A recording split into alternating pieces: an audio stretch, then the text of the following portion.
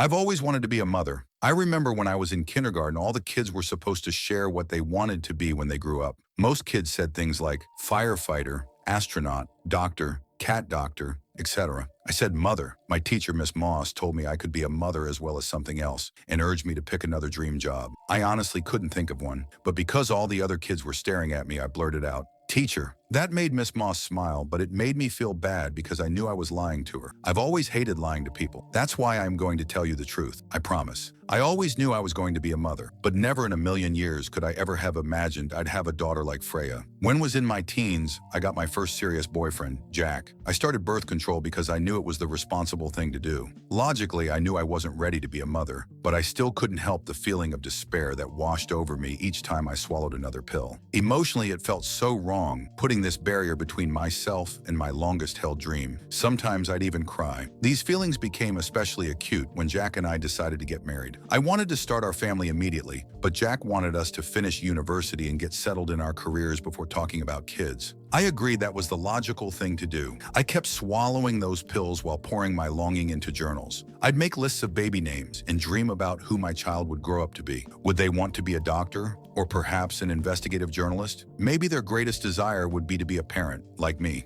I followed mommy bloggers online, memorizing their tips and tricks so I'd be ready to be the best mom ever, simultaneously wondering if my family would be as perfect as theirs. But I honestly wasn't looking for perfection. I just wanted to have a happy kid who would feel loved as their unique self. I knew whoever arrived, I was ready to love them to the stars and back. I was going to be the best mom. I knew I would be.